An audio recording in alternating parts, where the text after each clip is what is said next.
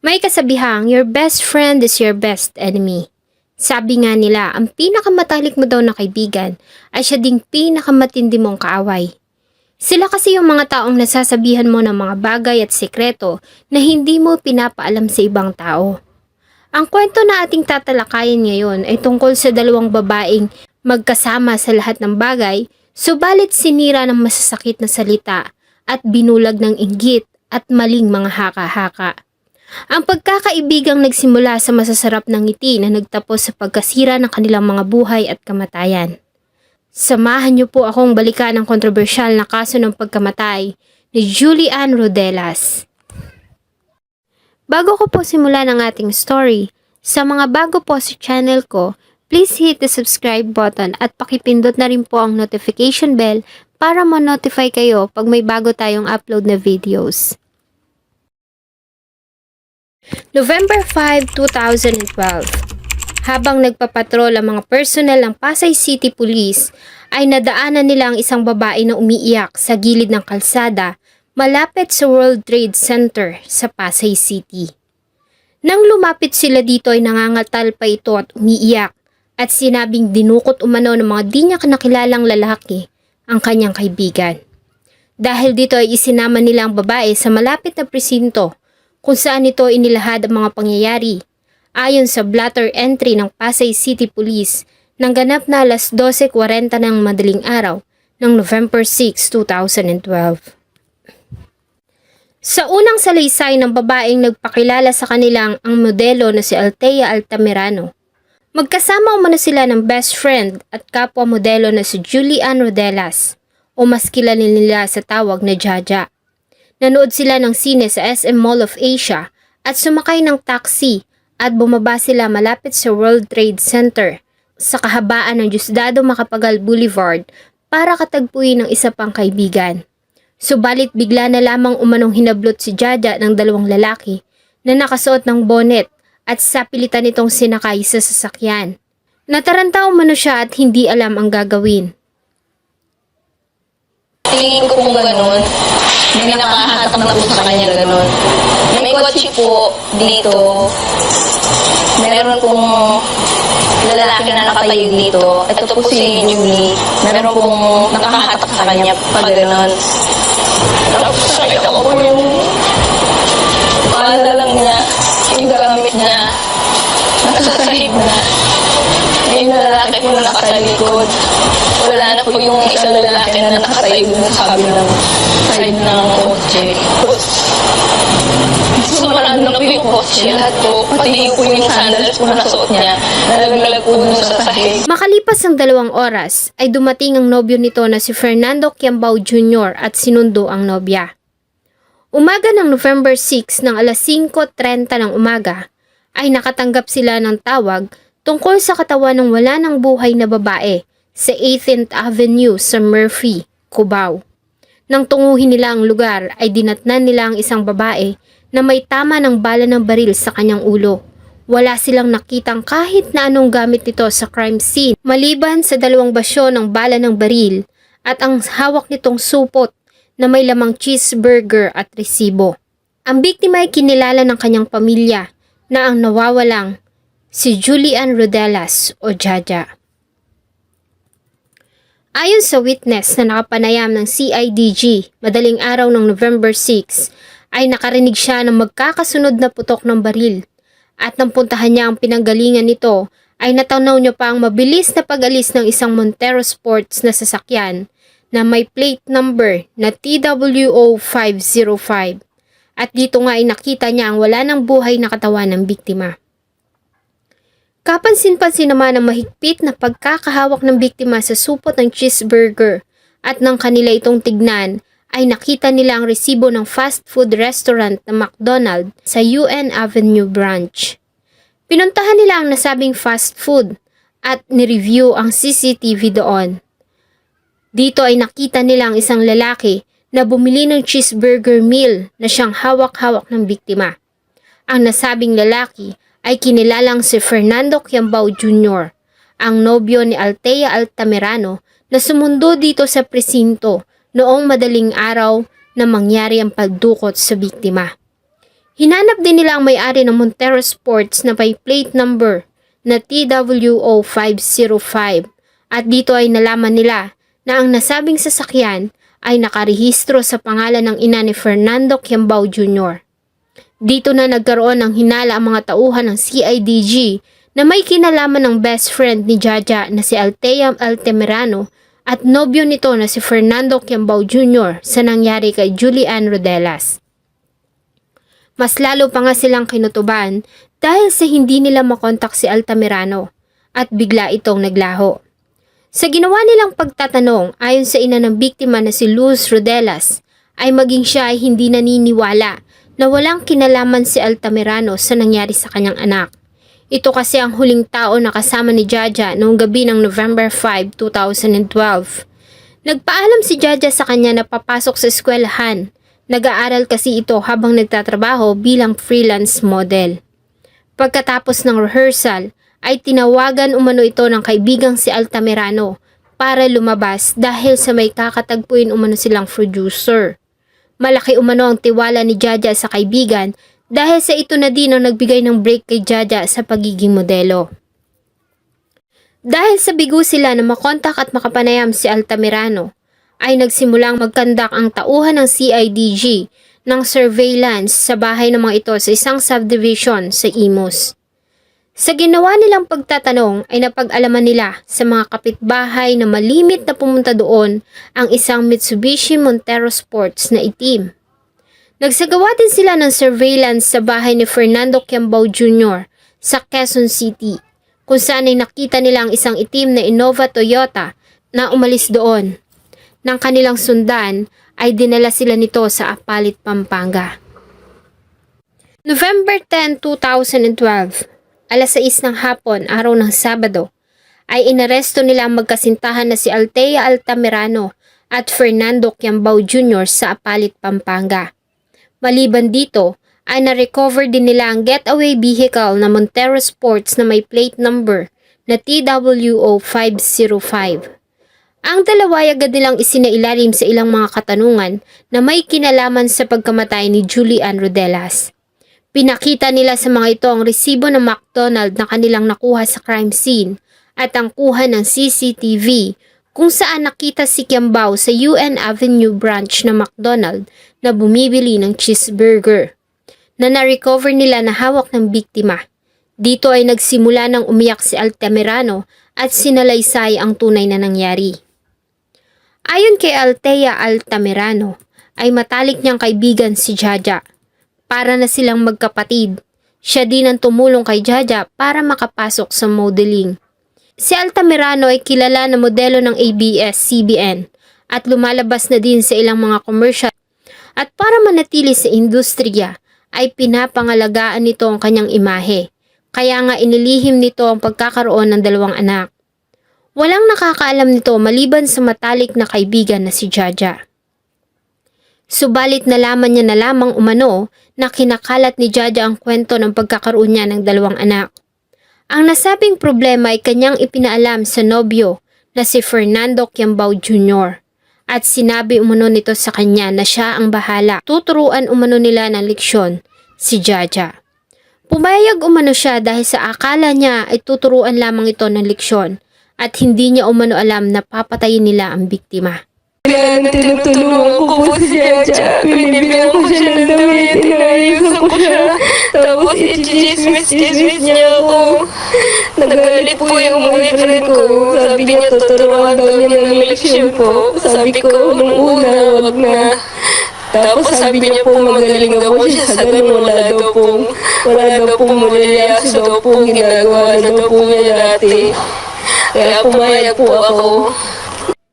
Ayon kay Althea, tulad ng plano ay dinala niya si Jaja malapit sa World Trade Center sa kahabaan ng Diosdado Macapagal Boulevard ng bandang alas 12:30 ng madaling araw noong November 6, 2012, kung saan dinukot ng nobyo at mga tauhan nito si Jaja. Wala din siyang plano na i-report ang pangyayari sa mga pulis dahil sa iyon umano ang sinabi sa kanya ng nobyo. Subalit nadaanan siya ng mga rumorondang pulis doon at dinala siya sa presinto. Kaya naman ay napilitan siyang mag-file ng blotter tungkol sa pagkawala ng kaibigan. Bandang 2:00 ng madaling araw ay tinawagan niya ang nobyo at sinabi na puntahan siya nito sa police station. Sinundo siya nito kasama ang ama nito. Ayon kay Althea, ay nagtungo sila sa bahay ng nobyo sa Quezon City at kasama pa rin ang ama ng nobyo para kumuha ng damit. Bandang 4:00 ng hapon ay nag-check-in sila sa isang motel bago siya nakipagkita sa mga kaibigan nila ni Jaja sa Las Piñas City Apartel, kung saan ay binigay niya sa mga ito ang mga gamit ni Jaja. Sinabi niya na naiwan ang nasabing mga gamit ng manlaban si Julian mula sa mga kidnappers at pinakiusapan sila na ibalik ang mga nasabing gamit sa mga magulang ni Jaja. Alis ay muli silang nag-check-in ng nobyo sa isang hotel sa Quezon City. Bago lamang niya nalaman ng pagkamatay ni Jaja nang mag-text sa kanya ang kapatid matapos mapanood sa balita ang nangyari. Nagulat siya at galit na kinumpronta ang nobyo dahil wala sa usapan nila na papatayin nito ang kaibigan. Tinanong niya ito kung bakit nila pinatay si Jaja, subalit sinabi nito sa kanya na hindi niya rin alam. Inuutos niya umano sa mga tauhan na dukutin ito at hindi niya na alam mga sumunod na pangyayari. Kinabukasan ay umuwi si Althea sa kanilang bahay sa Imus, Cavite para kumuha ng damit at nag-iwan ng pera bago sila pumunta sa ancestral home ng mga Kiambao sa Apalit, Pampanga. Gusto niya umanong umuwi, subalit pinipigilan siya ng nobyo. Pinagbawalan din siya nito na tumanggap ng tawag at text messages sa kanyang cellphone. Plano sana nila nalalantad siya ng araw ng Lunes, November 12, 2012. Subalit na aresto sila ng araw ng Sabado. Sa kanilang naging panayam sa 32 years old na si Fernando Kiambao Jr. sa Quezon City Police District Criminal Investigation and Detection Unit, ay itinuro nito ang warehouse kung saan nila dinala ang biktima. Agad na nagtungo ang tauhan ng CIDG sa nasabing warehouse sa Cotabato Street, Salam Mosque Compound sa Barangay Culiat sa Quezon City. Sa ginawang raid ng mga pulis at tauhan ng CIDG sa warehouse, ay nagkaroon pa ng palitan ng putok ang dalawang grupo na siyang naging dahilan sa kamatayan ng isa sa mga suspect na si alias Bob Usman. Nagawa naman nilang maaresto ang dalawa pang suspect na sila Jaymar Waradhi at Jelan Pasawilan. Sa pagkakatakip sa dalawa ay mas lalo pang luminaw ang mga pangyayari dahil sa binigay na affidavit ng suspect na si Jaymar Waradhi tungkol sa pangyayari. Ayon sa kanyang sinumpaang salaysay, November 5, 2012 ng 3:00 ng hapon nang puntahan sila ng kaibigang si Fernando Kiambao Jr. sa kanilang tarimahan sa Lanao Street sa loob ng Salam Mosque Compound. Kasama niya noon ang isa pang suspect na si Efren Talib. Pinakiusapan sila ni Kiambao na tulungan siya para turuan ng leksyon si Julian Rodelas. Malaki ang utang na loob nila kay Kiambao, kaya naman ay pumayag sila sa pakiusap nito. Lula ng Montero Sports na pagmamay-ari ni Kiambao ay umikot sila hanggang sa marating nila ang isang mall sa Pasay City, kung saan ay kumain sila ng hapunan. Ang nasabing pangyayari ay nakumpirma sa nakuhang CCTV footage sa Ocean Bay Restaurant sa Pasay, kung saan ay nakitang pumasok si Jaymar Waradhi, Fernando Kiambao Jr. at Efren Talib ng bandang 8:00 ng gabi at nanatili doon ng 1 oras.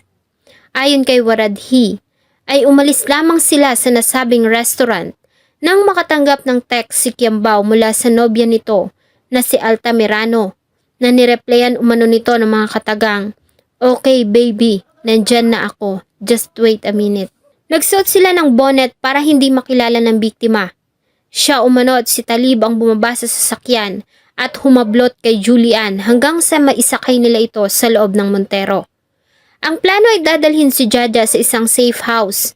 Subalit sinabi niya kay Kiambao na, "Jay, dun tayo sa Baluarte sa amin." Nang mabanggit niya ang palayaw ng kaibigan ay tila nakilala ito ni Julian, kahit pa nga nakatakip ang kanilang mga mukha. Nagsimula kasi itong magmakaawa at paulit-ulit na sinabing, "JR, Jay, sorry please." Ayon kay Waradhi, ay minura siya ni Kiambao dahil sa ginawa niyang pagbanggit ng pangalan nito.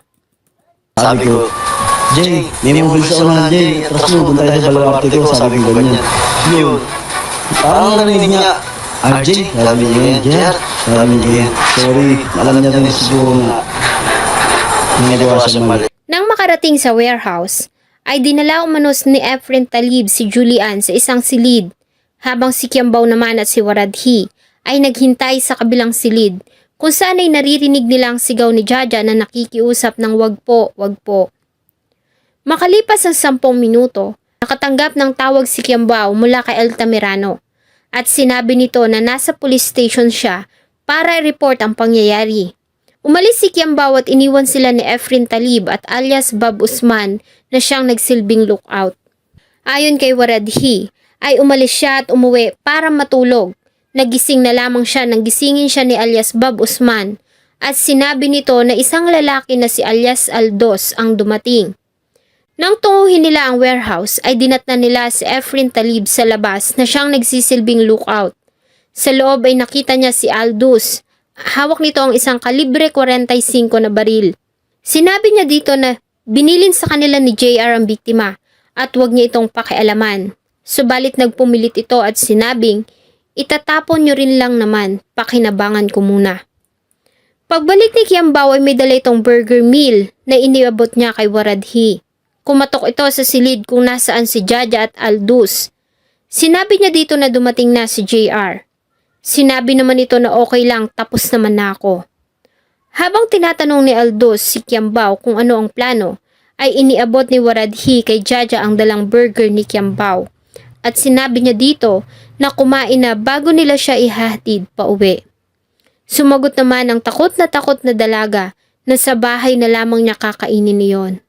Lingid sa kanyang kaalaman na plano na ng grupo na siya ay patayin. Ayon kay Waradhi, ay umuwi na siya at tinanong na lamang ang grupo sa mga sumunod na pangyayari. Ayon sa kanya ay si Aldous ang unang bumaril sa biktima na sinundan ni Efren Talib ng 5 beses bago nila ito iwan sa Cubao kung saan natagpuan ang wala ng buhay nitong katawan. Sa binigay na statement ni Waradhi ay nagdesisyon ang prosecution para siya ang tumayong state witness sa kaso. Base sa autopsy sa katawan ni Julian, maliban sa tinamong mga tama ng baril sa kanyang ulo, ay nakitaan din ito ng mga laceration sa maselang bahagi ng kanyang katawan na nagpapatunay na ang dalaga ay nakaranas ng panggagahasa. Base na rin sa salaysay ni Waradhi. Labas naman ang artist sketch ng 2 suspect na nanatiling at large at pinaghahanap pa din ng mga kapulisan na si alias Aldous at Efren Talib. Ang 4 na una nang naaresto na si Althea Altamirano, Fernando Kiambaw Jr., Jaymar Waradhi at Jella Pasawilan ay sinampahan ng kasong pagdukot at pagpatay. Samantalang ang 2 pinaghahanap na sila Aldous at Efren Talib ay sinampahan ng kasong panggagahasa at pagpatay. November 20, 2012, sa ginawang arraignment ng kaso, ay nagplead si Waradhi at Pasawilan ng not guilty plea. Samantalang dahil sa walang kibo, pilitan ng Quezon City Court na isailalim ang magkasintahan na Altamirano at Kiambaw sa not guilty plea. Iniutos din ng mababang hukuman ang paglilipat kay Altamirano at Kiambaw sa Quezon City Jail. Samantalang nanatili naman si Waradhi at Pasawilan sa kulungan sa Criminal Investigation and Detection Unit sa Quezon City Police sa Campo Karingal. Ang legal counsel ni Altamirano at Kiambaw ay nagpasa ng motion to quash o para ibasura ang kaso laban sa kanila dahil umano sa hindi dumaan sa legal na proseso ang ginawang pag-aresto sa kanila. Ang nasabing motion ay binasura ng Quezon City Regional Trial Court noong February 2013. Ayon sa 6 na pahina na order ni Judge Caridad Walls Lotero ng Regional Trial Court Branch 223, ay tama lamang ang ginawang pag-aresto ng mga pulis sa mga nasasakdal. Kahit pa nga wala silang dalang mandamiento de aresto, may sapat umanong basihan na na-establish ang mga arresting officer sa naging partisipasyon ng mga ito sa pagkawala at pagkamatay ng biktima. Ang nakalap umanong ebidensya at impormasyon ng mga kapulisan ay sapat ng grounds of suspicion para ipaliwanag ang ginawang warrantless arrest sa 4 na araw matapos na matagpuan ang katawan.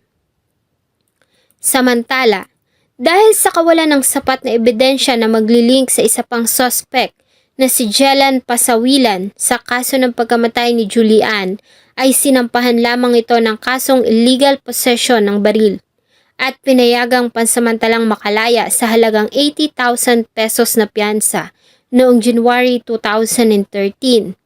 Subalit noong June 15, 2013 ay namatay ito matapos na pagbabarilin habang kumakain ng agahan kasama ang pamilya sa kanilang tahanan sa Quezon City. Ang nakakapagtaka ay nanahimik ang pamilya nito. Hindi nila pinayagan ng mga pulis na pumasok sa kanilang bahay para sa investigasyon. Sa katunayan, ay nagbigay pa ang nabiyuda nitong asawa ng waiver na nagsasabing hindi nila nais na imbestigahan pa ang naging kamatayan ni Pasawilan. Ang pagkawala ni Julian ay nag-iwan ng malalim na sugat sa pamilya, lalo na nga sa kanyang ina. Ayon sa kanya ay mataas ang pangarap ni Jaja. Sa katunayan, ay nag-aaral ito sa Arellano University at kumukuha ng kursong Hotel and Restaurant Management. Dahil sa hirap ng buhay, ay 3 beses na itong tumigil sa pag-aaral. Subalit hindi ito pinanghinaan ng loob. Nagagawa nitong pagsabayin ng pagtatrabaho at pag-aaral. Personal niya din nakilala si Altamirano dahil sa madalas itong magtungo sa kanilang bahay. Ayon sa ina ni Julie, ay mainit ang dugo niya sa kaibigan ng anak. Hindi niya umano alam pero sa tuwing nakikita niya ito ay umiinit ang kanyang ulo. Lingid sa kanyang kaalaman na ito pala ang magiging dahilan para mawala sa kanila si Jaja. Totoo rin na matalik na magkaibigan si Altamirano at Jaja. Sa katunayan ay halos hindi na mapaghiwalay ang dalawa. Malimit din na pinapahiram ni Altamirano si Jaja ng damit na ginagamit nito sa modeling. Para kay Jaja ay idol niya si Althea Altamirano. Subalit mas marami na umanong mga project ang napupunta kay Julian. Ayon sa ina, nang araw na mawala si Jaja ay pupunta sana ito sa Boracay para sa isang pictorial. Marahil ay inggit umano ang naging dahilan kung bakit nagawa ni Althea iyon sa kanyang anak. Ang kwento ni Altamirano at Rodelas ay nagpapatunay sa kasabihang ang matalik mong kaibigan ang siyang pinakamatindi mong kaaway. Salamat po sa inyong patuloy na pagsubaybay sa atin pong mga videos. Huwag niyo pong kalimutang mag-iwan ng saloobin at suggestion sa atin pong comment section. Samahan niyo po akong muli sa susunod pa nating mga episodes. Thank you so much po and see you on my next video.